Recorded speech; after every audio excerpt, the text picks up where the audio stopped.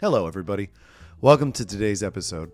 For those of you watching on YouTube, you'll notice a different background. I am traveling with my family, but that hasn't prevented me from continuing to interview phenomenal people and to bring their stories to you. So for today, let's talk about my guest, Grace McCarrick. One of my favorite parts about the podcast is that I get to interview both interesting people and knowledgeable people. And Grace is both of those things. She's also hysterically funny. Grace is a self-described culture coach. She works with business teams to take their existing interoperability and culture and supercharge it, sort of like adding lighter fluid to a fire. She's also been working on her presences on both LinkedIn and TikTok, where she just crossed the 10,000 follower threshold. Our conversation included bits about her TikTok strategy, her ability to disconnect from shady comments on the internet, and how the show Love is Blind applies to the workplace.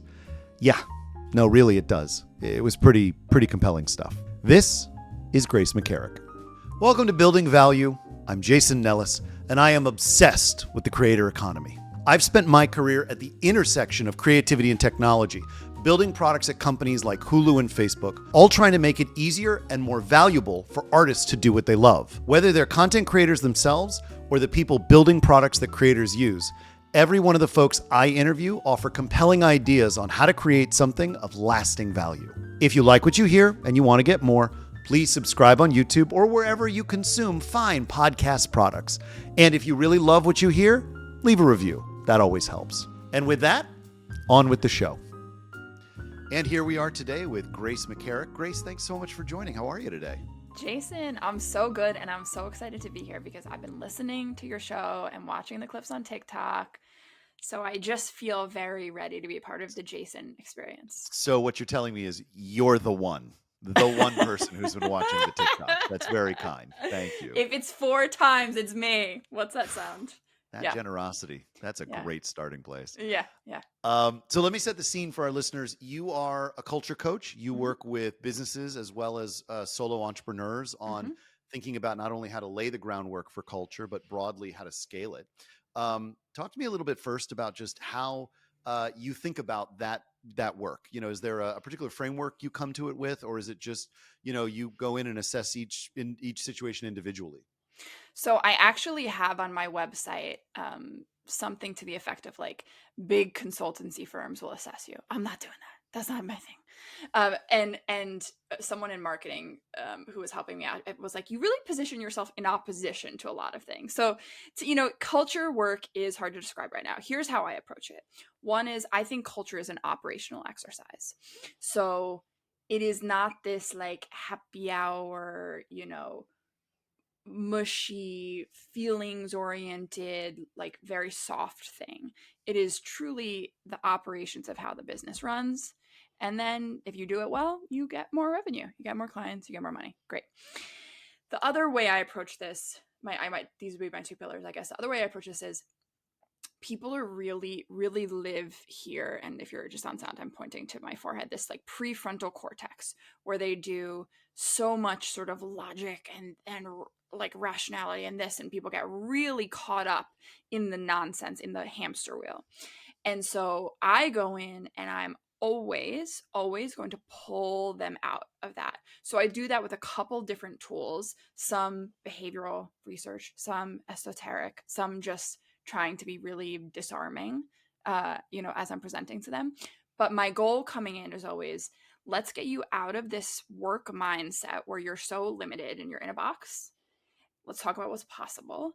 And then from there, let's operationalize the good stuff so that you can keep doing this long after you forgot I was even here. I dig it. Cut out the fat, focus on what works, scale it up. Great equation. I love that you, in our interactions together, have proven to be very TikTok forward, which is really interesting, given that, traditionally folks in your space tend to be longer form. I know that you post on LinkedIn very frequently. You also have your own podcast. You've experimented in a lot of spaces, but in our conversations, you've been very forward on TikTok as being the place where you want to build your top of funnel. Can you take me through that process? Why you settled on TikTok and how you just think sort of broadly that platform can help benefit your business while you're trying to help other people's businesses? Totally. TikTok has, I'm not going to be the first person to say this, probably even today. TikTok has this virality component that makes it really, really attractive for businesses, which is you have the ability to take a piece of information and get it to thousands, hundreds of thousands, millions of eyeballs in just, 24 hours. It's really, really attractive. So for me, the way that coincided was I was already working. So I had already established my business. I was already in companies. And I found that one of the biggest issues was this like generational, how are we talking about work? What, my younger team members, what do they even care about? So I thought, okay, well, let me be a little sneaky. I'm on TikTok, like looking at videos like everyone else.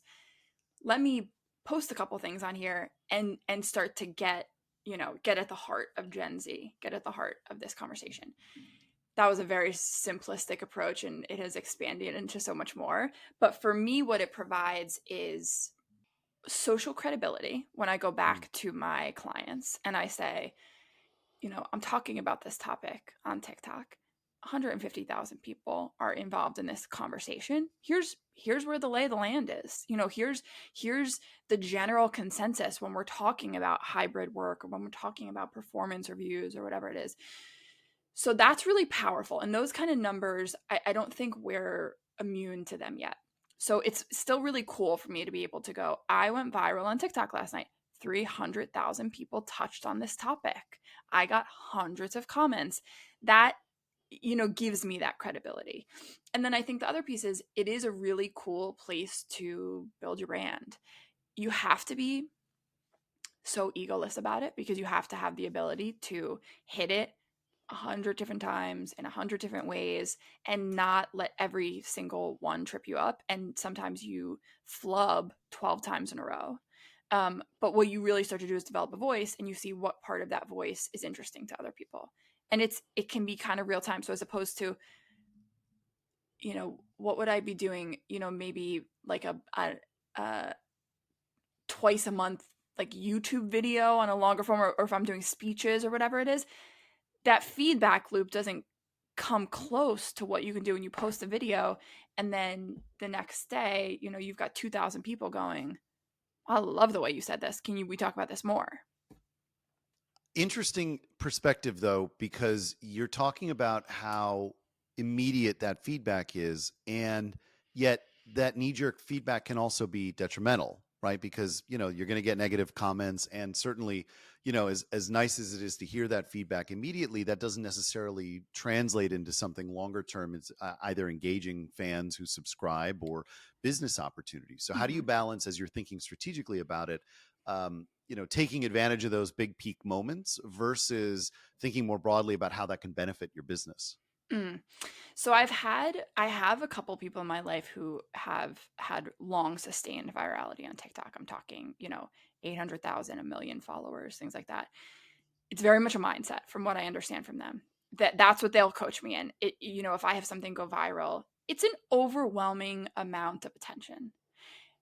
And I had my first thing that went viral this year was the highest viral I had gotten. I think it got to like 100,000 views. And at that point I had, 3,000 followers, something like that. And it was largely negative. And so what I did is I really put myself in the mindset of I'm going to divorce myself from the tone of this content. What I want to understand is what can I get out of it? And so I went through the, 500 brutal comments and I made buckets. I said, okay, this one's talking about this type of thing. And this is this kind of response.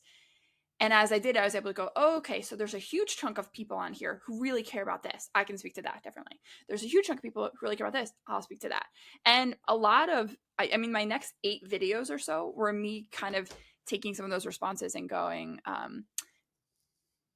let me frame it to you like this. But I think you can't be apologetic. You can't be trying to backtrack. But it's, it's still hard, Jason. It's still, there are some days where I get comments. I'm looking, like I'm trying to see which one. Right now I have a couple of videos that nothing's doing well. Like the engagement is not high on any of them. Yeah. And so you can really see when the comments come in one by one. And I get comments that are critical, and I'm like, it's just like someone going, "Hey, you suck," like just into your phone. Yeah. I mean, as a former theater kid, I've had people yell at me from the audience, so I can Yeah. certainly appreciate that. Sure. Yeah, I find in my experience, and tell me if this is reflective of yours, that it's really easy to fall, particularly as you're building a presence.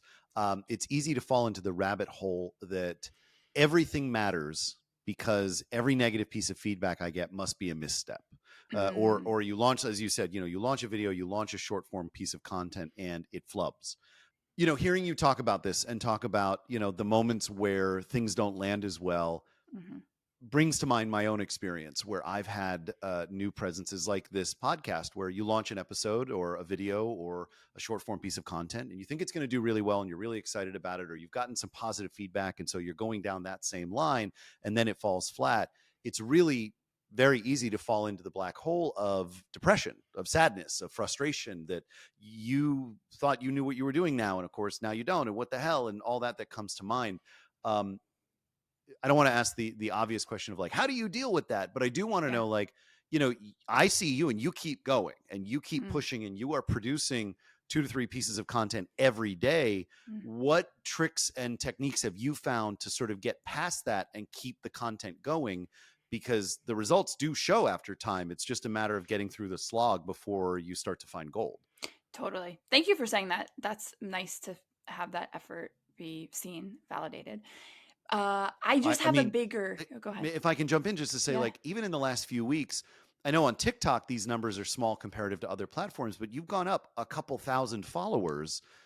By the time we launch, you may be at the 10,000 follower mark or more. Like, the consistency works, right? The Yeah. consistency Yeah. is absolutely helping. I see the work. I see you Mhm. growing. I know you're going to hit 10,000 soon. Soon. Yeah. Do you feel like, as you talk about the techniques, and I do want you to touch on those, do you feel like, even though it's hard to get past those moments, like, does the number going up help you feel like you're accomplishing your goal of Oh, growth and figuring it out? yes. Can I curse on this? Awesome. Yeah, absolutely. Yes. Fuck yeah. Yeah. Fuck Yeah. yes, it does. Yeah. It is. You know what? It's so funny. This creative, this content creator lifestyle, the things you have to have a mindset about, is actually really similar, more similar than anything else I found to my like bootstrapped founder lifestyle. You have to just have this big picture perspective all the time, because the winds range, and if you're gonna beat yourself up over everything, which I have, and I can do, it's not fun. It stops being fun.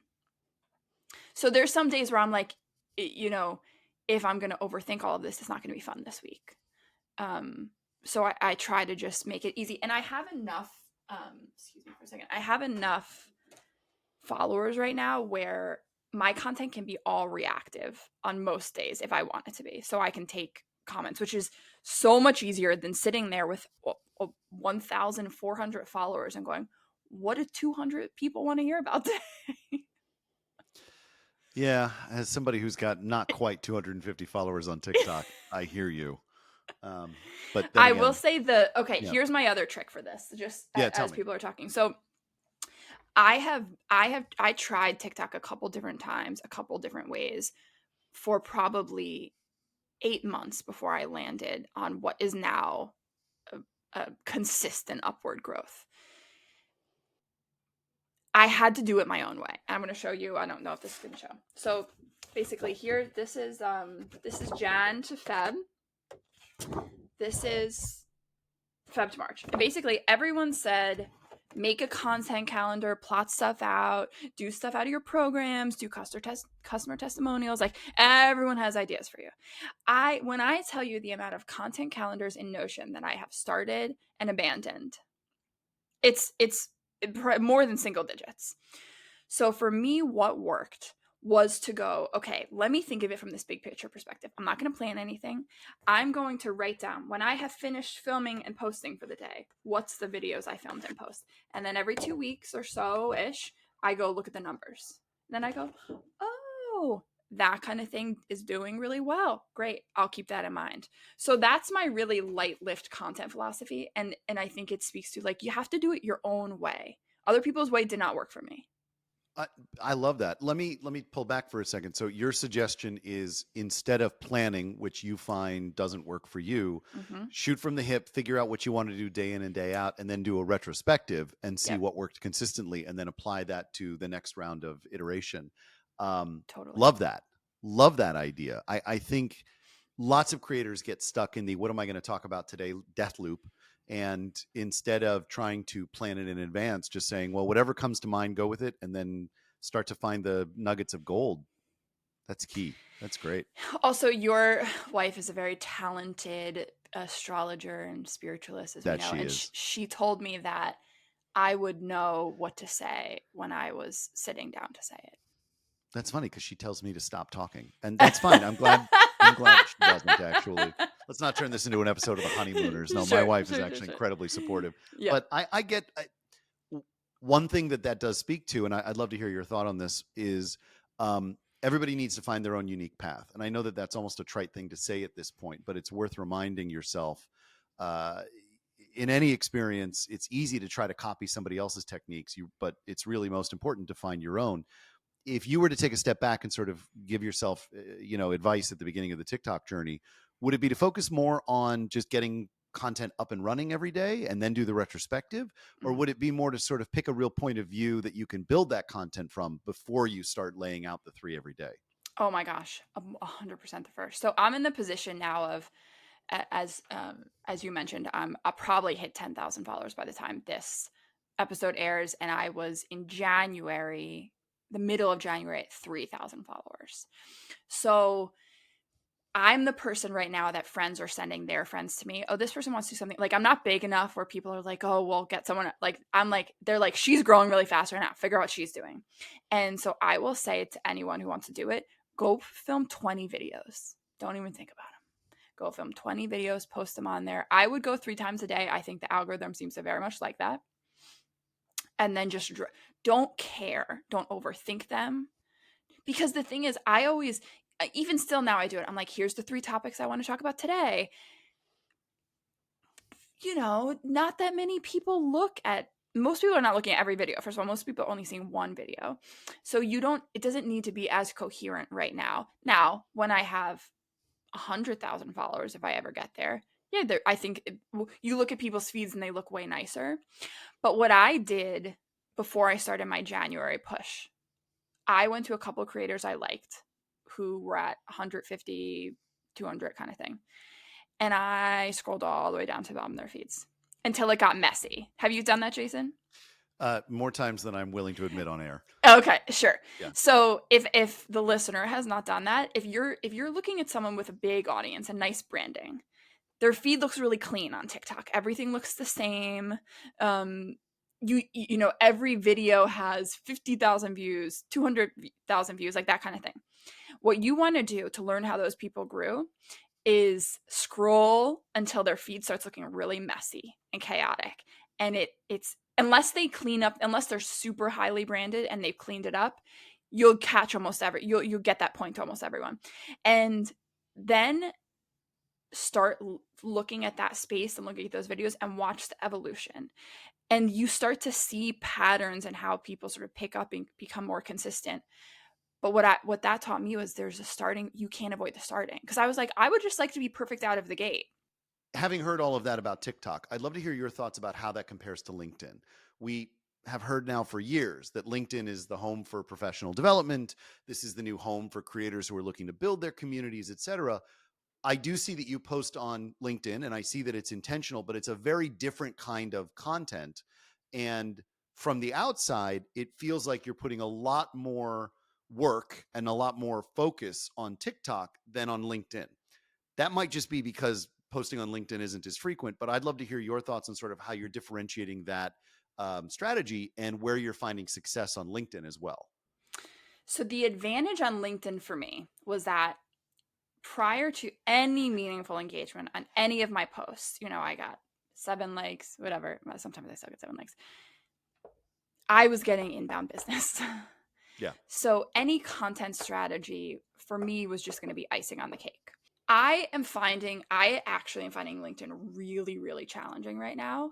Like I said, I really like to learn from people who've grown. And so there's a couple people on LinkedIn who are at, 250, 300,000 followers. It's also confusing because connections versus followers, that's not a real clear metric. Okay, so they're at followers and it's this many, and every post they have is basically like a regurgitated platitude in a carousel or in some like really simply branded thing. And it has hundreds of comments and thousands of likes and all these shares. And it's really, really hard on LinkedIn to go, wow, how the fuck did you do that? And I've gone back down through people's profiles. And the thing about LinkedIn is that you don't understand it. So I've gone through those people's profiles, and it's like one day they're posting like a normal person from some retreat that gets 12 likes. And the next day they have a carousel with 4,000 likes, and impressions are probably somewhere in the neighborhood of a million. For metrics, like I have my most viral post on LinkedIn got 300,000 impressions. So, or 30,000, whatever, something in that, so much less than a million. Yeah. So, you actually don't really understand. And there's a little bit of this conspiracy theory bubbling under like smaller creators on LinkedIn right now going, that there's some underground way. I've heard the word pods thrown around, engagement pods. There's some underground way that these people are getting all of that engagement, and it's not, above board. Okay. A LinkedIn conspiracy broken here first. I'm fascinated. Yeah. Okay. So it's a tough one. And it's like, and TikTok, people are someone described TikTok on a podcast I was listening to as like, when you sit down on your couch with a bag of chips or a snack or whatever, a glass of wine to watch something, now in 2024 people are watching TikTok. That's the entertainment. It's not Full House or One Tree Hill or like those kind of things. It's the internet. I see we're dating ourselves with our cultural references too. One Tree Hill's a specific kind of cut. I was on a TRL Schooled Week episode of One Tree Hill. The cast of One Tree Hill picked me up and took me to school. Huh. And then to a concert. Mm-hmm. Okay. Yeah. So when I was 9 years old, Mark Summers slimed me at Universal Studios Florida. So there we go. I think yours is better. Wow. Slimed is pretty good, though. It doesn't really have the same cachet, mostly because if I tell somebody I got slimed by Mark Summers, they ask if I need to file a police report. So I get it. But the One Tree Hill cast, very attractive. I understand that. Must have been a lot of fun. Very nice. I was in high school. It brought me a ton of social cachet. Yeah. I'll bet. So if that's what people are, there is an element to like, if you can be entertaining, if you can be educational, whatever. And sometimes on LinkedIn, I feel like I try so hard to be thoughtful. I try so hard to be helpful. I try so hard to be funny, irreverent, something. And it's just like crickets. Part of the reason is because of the way the LinkedIn algorithm works. If I comment on one of your videos, Jason, it'll send that to my whole feed. So it'll show your post in their feed, and they'll go, Grace McCarthy commented, they say whatever comment. So people are really hesitant to engage because it's feels very invasive. Like there's a lot of tracking of what you're doing on there. And yeah, so I'm finding LinkedIn frustrating at the moment. I get how frustrating that is, and I certainly can resonate. I mean, as a creator myself, it's difficult to post something on there and see it, flat, just doing nothing, versus other things that I just repost and suddenly they explode, mostly because the person who I'm posting about liked it and now suddenly their whole feed is liking it. That happened recently, and I was like, why the hell couldn't that happen on a podcast clip? So I get it. I understand. I think one thing though that is interesting to me is your idea around continuing to innovate, right? Like, and I do see you applying that on LinkedIn, and I do think it's probably a good piece of advice for everybody, right? You still want to try to build something in other places, but knowing where you're finding your most traction and putting 90% of your effort there is probably the best advice. As you find yourself more frustrated with LinkedIn, do you see yourself pulling away from wanting to invest in that platform, or is it just encouraging you to experiment more? It's a good question. So my engagement on LinkedIn does not have any correlation with the type of outreach I get from it.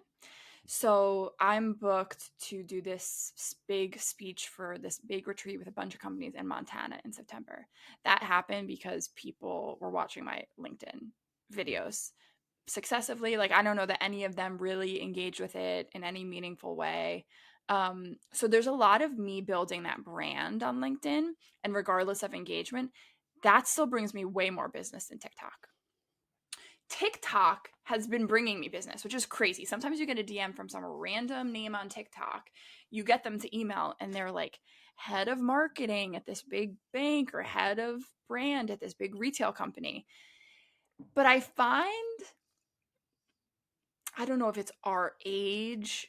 Like, I find the people who have reached out to me on TikTok are like a little bit flakier than the people who've reached out to me on LinkedIn. And I don't know if they think because we met on TikTok, they don't have to have so much follow through, or they're just not interested. Like, they have some perception of me from TikTok, and then we get to like, this is my program, and then that's not, I don't know. I haven't had enough experiences of that yet. But no, I will never stop LinkedIn because it brings me so much business and it's built so much brand and a professional community for me. But it's like I really have a love-hate with a relationship with it right now. I understand. It may also be, well, listen, it may also be that the people who are motivated to respond, it's, much like the nature of the For You page on TikTok. Once you hit that moment of, serotonin bliss, you're going to move on to the next thing to try to keep it going. So I can certainly appreciate the lack of follow through that may come from that.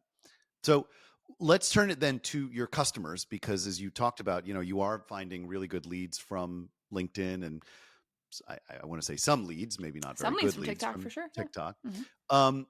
What attracts you to helping businesses improve their culture? And what Mm-hmm. specifically do you define as being culture in the context of their business? I know we talked a little bit earlier about it, but like if I'm a prospective customer and I'm like, my company's fine, why do I need you? How do you respond to something like that? Oh, I just had this email yesterday.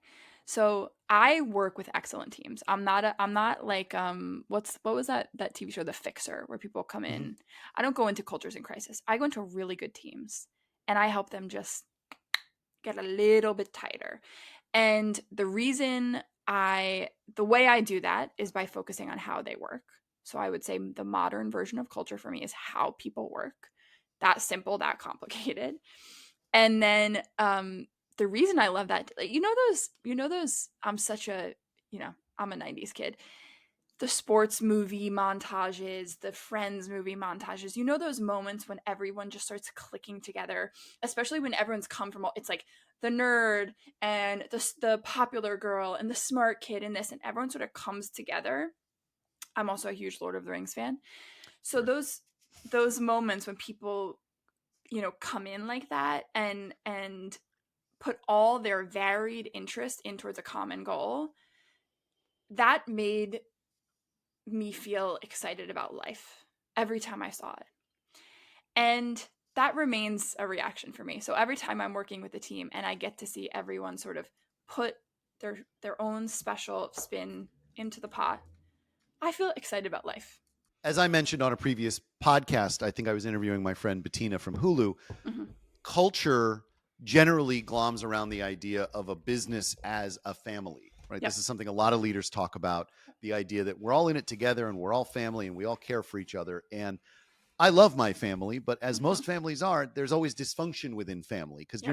you're not built for specialization. You live together, you act together, you work, you exist together, versus a sports team or as you pointed out, Lord of the Rings, where everybody has a role, everybody has a specific silo in which they sit to then come together to execute on the larger goal.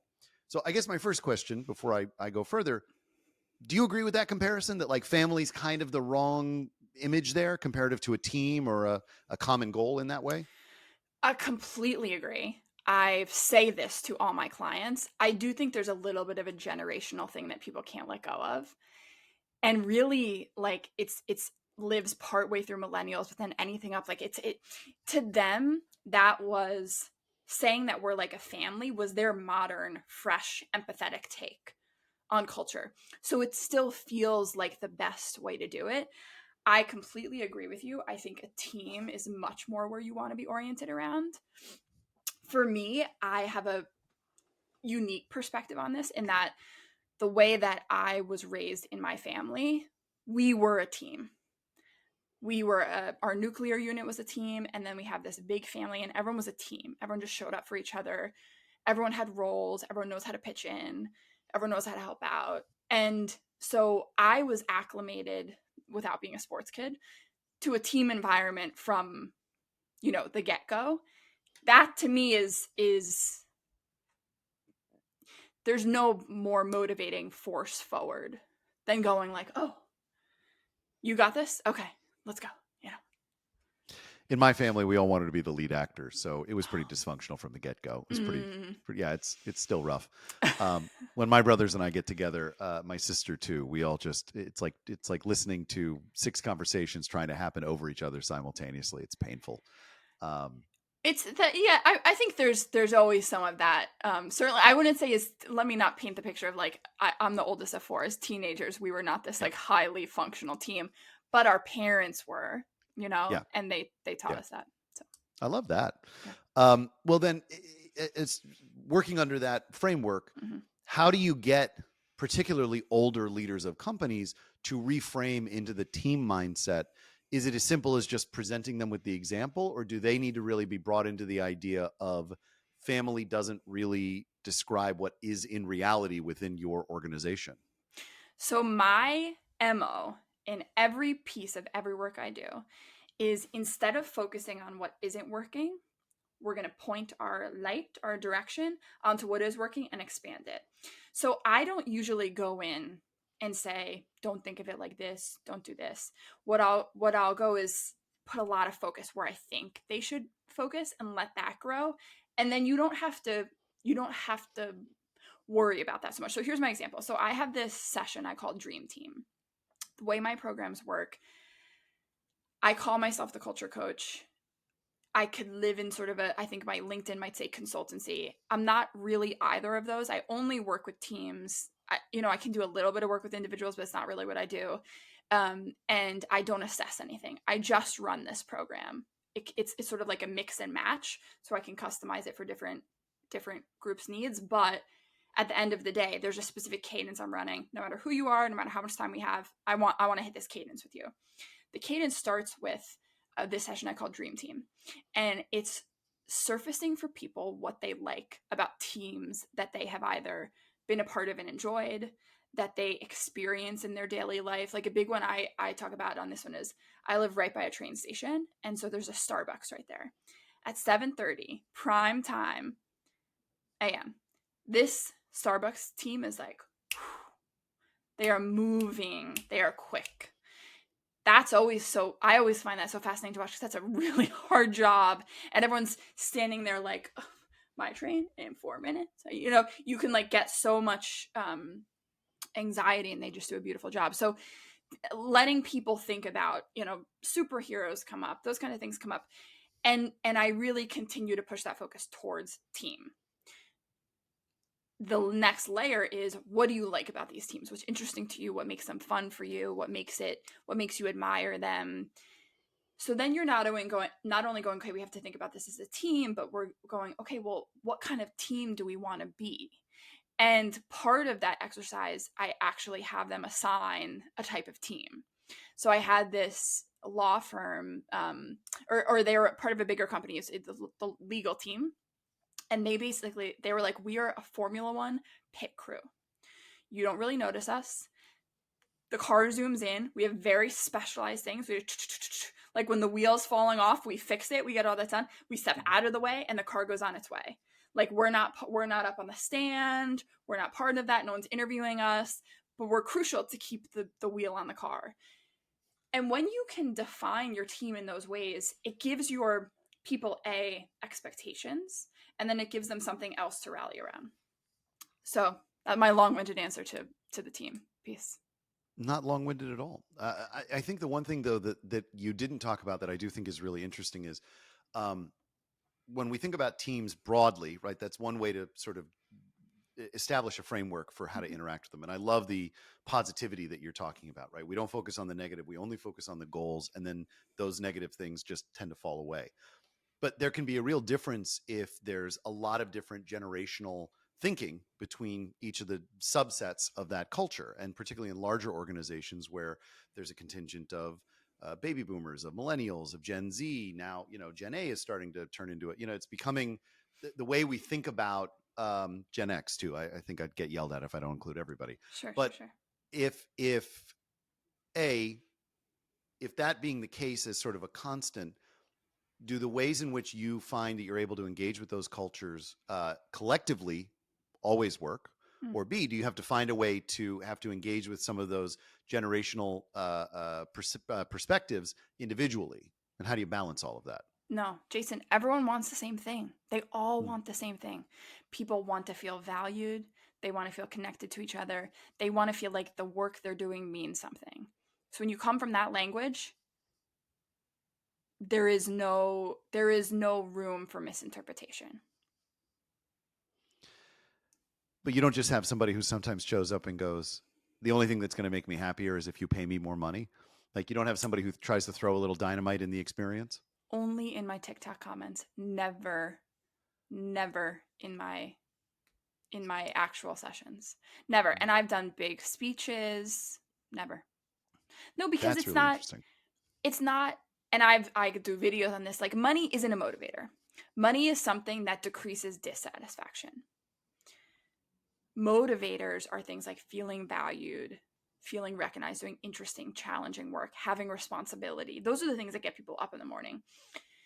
When you think about the way like our money works, you get a raise for 10K. Like, do you know how quick that's normalized in a year? Like a 10K raise. What is it? After taxes, a couple hundred. It's a fair point. I do think I I love the call out for TikTok. I love that you only hear that on TikTok, where everybody can be sort of snarky and quick about it and then move on. That's really interesting. That does raise the question of whether it's a genuine concern or an easy way to score internet points. There's so many comments especially in my viral videos, where I'm like, first of all, take a hike.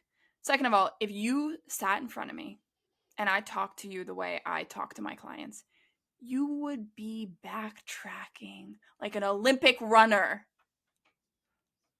Did you see Love is Blind this season, Jason? I'm loath to admit we started it and then immediately fell off. Sure, Because, fair. And to be fair, I have been catching up enough to know the various memes that have come out of it, because I have trouble watching Love is Blind for one specific reason. I can't help but yell at my television. I get that that's kind of the intent. You want people who are going to be really emotionally engaged, but it's like watching episodes of embarrassing people doing embarrassing things to the point where I hurt at what they're doing. So when I watched this particular season, I was already on edge because we've done the last several and I have strong feelings about the whole predicament of the show. But then watching people, particularly this season, we're starting off with lies. We're starting off with mischaracterizations. We're starting off with misrepresentations of how we look and how we experience the world. And even the idea of 2 weeks in the pod and basically being fed snacks and alcohol, and at the end of it, we're going to find love. Like, I just really feel overwhelmed whenever I watch it now. This season was the hardest. I have to watch it with someone. I can't watch it Okay. alone. Otherwise, I want to jump out a window. Similar to you. I'm like, I don't believe in first of all, I don't believe in the premise. Love is not blind. Yep. But no, and we've seen that we're totally off topic. I love this. We've seen that in several episodes of several seasons where they do the reveal and somebody's perception meets reality, and now they're not interested anymore, which I think is fine. Which I think is normal. That happens on dating apps all the time. Yeah. Well, so there's this one famous line from this season where this guy was interested with these two girls. One had misrepresented herself aesthetically, and still beautiful, but misrepresentation. We sometimes do the oversell, and that's just what happens. This other girl, a lot more like typically hot, I would say. And she does this thing when he's breaking up with her. Sorry, spoiler. And she's like when you see me, you are gonna choke.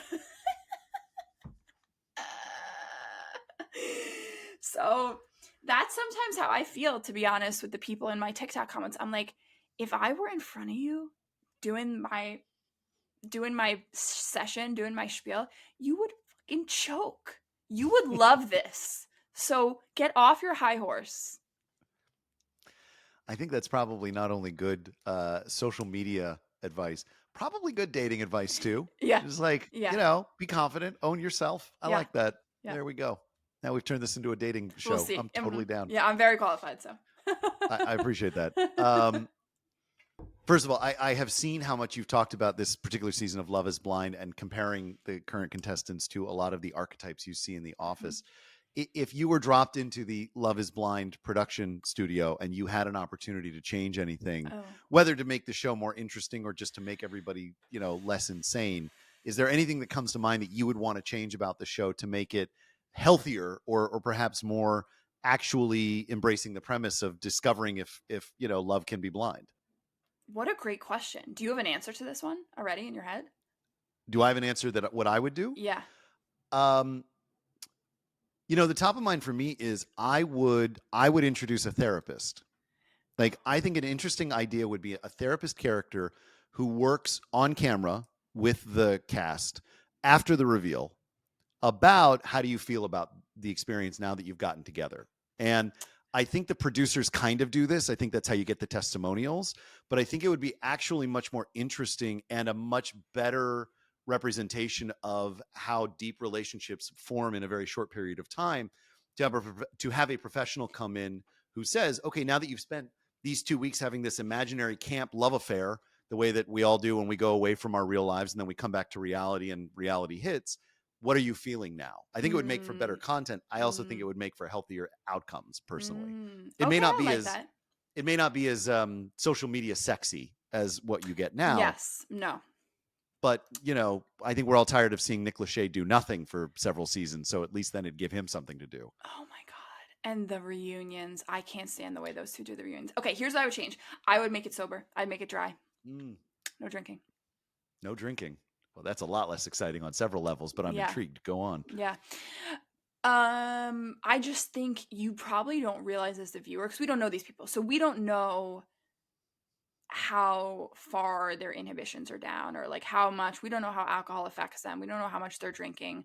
So you're kind of watching this thinking everyone's coming from a place. I mean, you do this in dating too. Like you go out on a date, someone has a couple of drinks, they're like, oh, I really like you. And then the next day you don't hear anything. You're like, was it the booze? Was it this? You kind of do. So I don't drink anymore. I mean, I have like 4 drinks a year. So I basically don't drink anymore.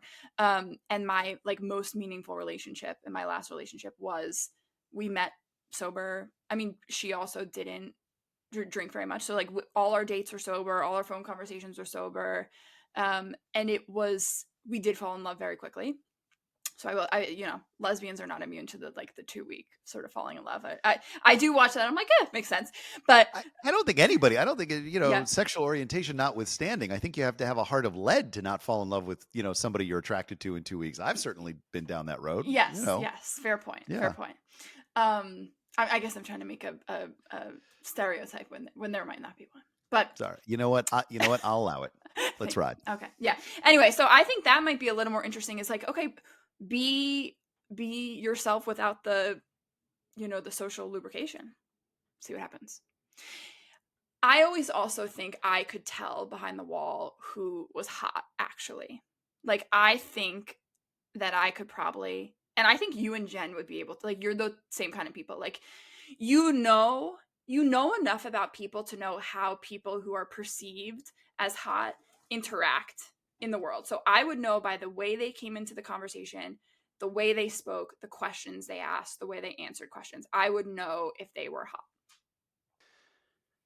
You're probably right. Although we've often joked that neither of us would do very well because we would just end up laughing at everybody's baloney trauma dump. That some of them are, some of the trauma that they reveal we're so off topic. I love this. No. Some of the trauma that they reveal in the pods are real. And I don't want to minimize that. I'm not talking about the kinds of, a parent passing away when you're young, Sure. or, abuse you've suffered. Those are very real. But when, people are like, I was really lonely and now I'm just looking for somebody to make me feel less lonely. I'm like, nah, that smells like balonium. Pure grade A balonium. It is funny. The reunion this season, they kind of went after this one girl who got on social media, all this drama. I also didn't like that the contestants were on TikTok as the episodes were releasing, kind of talking about stuff. I thought that took away from the fourth wall of it all. And The I production didn't company wants them to zhuzh it up. They want the support. I didn't care to hear from them. I was like, let me finish the show in peace and then I'll look for you. Um I think the way they do the reunions is so crazy. But basically, they went after this one girl for saying, "Are you not entertained?" Something like that. And they were like, "How dare you? How dare you think that this is a show where this is their real lives, okay? They're finding their true loves on here, and It's you summer camp. It's summer camp. It's a game show. It's a game show. Yeah. And it's all right. But In any event, to this point, so this is not so off topic, and let me tell you why. yeah. Common language. Everyone talks about common language up the wazoo. Everyone, any consultant coming in, common language. In our culture right now, a really good common language is TV. A really good common language is movies. A really good, easy common language is like the pop culture, the internet of it all, the memes. And I find when you have those, it enables you to have conversations about what needs to happen in the workplace without being so rigid about it. So I could say to a team, we're talking about Love is Blind, and I'm saying, what did you guys think of this season? How did that go? And someone's like, I hate how it just seems like there's this facade where they're pretending it's a real thing, and behind the scenes, it's really just a game. And I go, I know that kind of lack of transparency is so frustrating. Is that something you get frustrated by here? Yeah, you turn water cooler conversation into a lesson.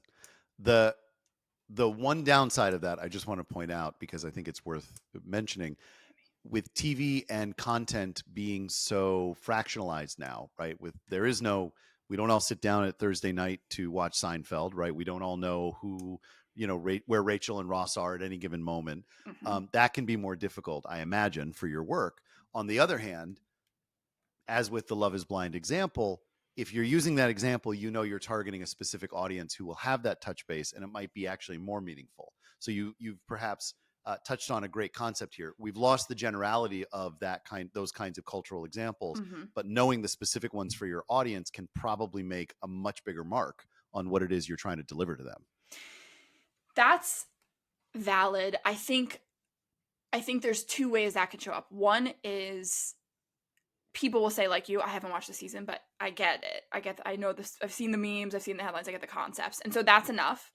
Or I will focus it in as I go in. I'll focus it in. I'm actually running a cold outreach series of pitches right now with this is embarrassing. I know. It's good anyway. A cold outreach series of pitches to financial institutions like investment firms and stuff in my area outside New York City. And I'm saying, did you ever watch Billions and want a Wendy-like coach for your team? Could you be getting more out of your team? We'll see. We'll see how it goes. This is my first run at it. I'm really waiting for someone to come back and be like, what the fuck? I think that's a great comparison. And to be fair, the number of Wall Street bros that the same way that people in Silicon Valley looked up to, the show Silicon Valley, yeah, as well as folks in the advertising world who look at, Mad Men as if it's the heyday. That's a great comparison. I'd be willing to bet, and I'm going to put it on tape now. Mm-hmm. I'd be willing to bet that ends up being a good, solid foundation for however that pitch develops. Thank you. We'll see. We'll see. I'm hoping it appeals to, as I mean it to, the ego a little bit. Yeah. To go like, you want to be, wait, what's that guy's name? Ace, the Ack. What the fuck is Axe. Axe. You want to be Axe? You want to be Axe? Yeah. So a lot of what you do is very hands-on, but it wouldn't be responsible of me to have this conversation without mentioning, of course, the proliferation of AI tools and AI support that we're all seeing left and right. Do you utilize AI in your work or in your content generation? And if so, how are you applying it? So right now so I have two wonderful sales team members, head of biz dev, one head of sales. And one of them introduced me to lavender.ai, and it's this email tool specifically for cold email, specifically when I'm playing with different types of pitching. I love it. It's so fun. I just started playing with it this week. So I use that. I do use ChatGPT. I don't know if I talked to Jen about this. I've been using ChatGPT a lot to give me some alternative perspectives on my tarot spreads, Hmm. which sometimes I'm doing for someone in some sort of company setting. Sometimes I'm not. I am so pro AI. I think that it so fits with my vision of the future, which is as we continue down this path of, like, you think of us, we're really narrowing into what it means to be a really modern civilized civilization. So I read this book called Work by James Sussman, and it is a history of the way Homo sapiens have expended their energy from basically the beginning of what we understand to be their existence. So being able to take that big picture look at it, what I see is all the focus goes into the brain, right? All the focus goes into the brain, the gut, the intuition, of course, all those things. All the focus is thinking and not physical. And what that helps us do is really zero in on what is unique about each of us. Because if Jason, you and I were, a couple hundred years ago working on a farm, it didn't really matter what was unique about us unless, like, the animals liked me more, and in case I got better eggs from them or something. But more or less, we just had to do the same kind of work to get by, right? It's so different now, in which every person's approach brings something unique and special. And what I think AI will do is continue to take out that mundane, those pieces, and allow everyone who is able and willing to really own what it is that makes them special, because the input is still the input, right? We're not sprouting things out of nowhere. When you want to get something, sorry, I'm not close. When you want to get something great out of an AI tool, you have to put a good input in. And the more unique your input is, the more unique your output will be. So I actually have an AI culture workshop that I built with my brother, who's an AI developer. And it's really around how to think about this, how to think about AI from a cultural perspective. How do you think about it from this big picture view of your org? What do you want it to do? Instead of being scared of it, or instead of feeling like I don't even know where to start, build a little vision, build some vision around it. It's pretty fun. That's a unique perspective because I think a lot of folks look at AI either as a help me scale kind of tool or as a function, as we were talking about before, about help me create something I can't think of myself. Let me generate new content, give me new ideas kind of a thing. I'm almost hearing you talk about it as sort of another person in your business, right? Another, the various tools, like it's very much almost as if you are using AI collectively as sort of your personal, the Swiss Army knife of your organization to just ensure that that person is responsible for all of that. Do you think eventually that as we develop these systems and as we eventually have, I assume Siri is just going to come alive at some point, do you think of yourself as being sort of continually AI dependent, or is this something that it just lets you experiment? I have felt dependent upon technology until the first time my GPS didn't work in my car. Hmm. And I thought, that's going to suck. Yeah. So I don't worry about that as much. I think I trust in myself as this world evolves to figure out, what needs to happen. AI dependent, I don't use it for content creation. Maybe people smarter, more interesting than me are using it for, like, interesting content creation. That's not where I'm finding any value in it. But I do think so. My brother, who built this workshop with me, he works in the insurance industry. That's where a lot of my clients are. So he built this tool for us to talk about, and it's basically DNO, directors and officers, is a type of insurance in, like, financial lines. I won't go further into it. I actually think it's really interesting, but it's quite boring to the, like, layman's ear. And there's this DNO, like, educational market newsletter that comes out every week and has for years. So basically, he coded some shit up and put it all together so that my sister, who runs a D&O team of 60 people, can say, okay, prior to the meeting, everyone needs to be up to date on these top 3 market risk and these things, and whatever those things are. They can then go into that tool and everyone has a consistent understanding, cited, referenced, of what they need to know and what they need to talk about. And so she's just then been able to up-level her team on the way into a meeting in a matter of minutes. Prior to that kind of tool, it would be dependent on who's Googling what do they find, who's spending time on it, who's even interested in spending time on it. So I think it levels the playing field a little bit in a way that's not, I don't think it's detrimental. Totally get it. On that note, I have one last question for you, and then I'm going to allow you to get back to your life. But I have to say, this has been a pleasure, and I hope you'll come back sometime soon. This has been so fun. I'm glad. I've started asking this consistently of my guests around the idea of sort of what do you want to leave behind? You know, I don't know if you're a fan of Hank and John Green, but they run the Vlog Brothers account, and the writers, they are just prolific business builders. And one of the things they've talked about on some recent episodes was the idea that the various channels that they have are thought of by them as conversations. And eventually those conversations have to end, right? And so when you get to the end of the line, then the question is sort of, what are you leaving behind when the conversation is over? So I would just like to hear your thoughts on sort of when you look back at your creative work, when you look back at your professional work, what do you hope people will take away? What do you hope your contributions will be that you'll be remembered for? I love that question. Think for a second. I think what I'm circling around is I came of age in the late 90s, early 2000s, and we were very much on the East Coast, to privilege. We were very much taught there's a way to exist in this world. There's rules and there's a path you go and there's status and there's prestige.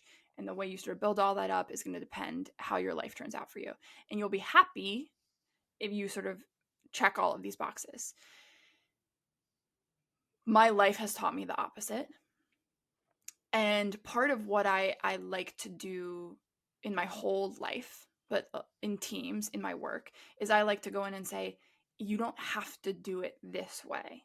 And we're not smashing the desk. Like when I say you don't have to do it this way, we're talking about doing a meeting a different kind of way or something, but you don't have to, the status quo doesn't have to be how it goes. You don't have to also, it's not like exile or status quo. There's ways to be within the system and still do it in a way that best works for you.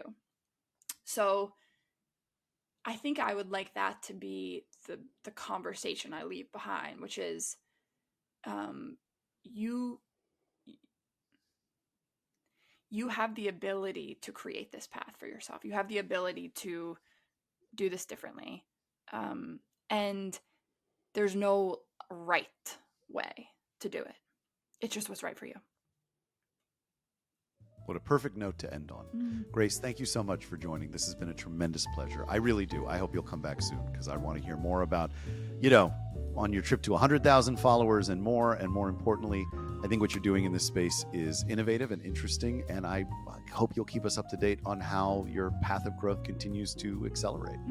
Thank you so much, Jason. I really enjoyed being on here. It was better than I dreamed up watching all those episodes on TikTok. See, you don't need to butter me up. You're already on the show, but thank you. All right. Have a good day. Thanks again.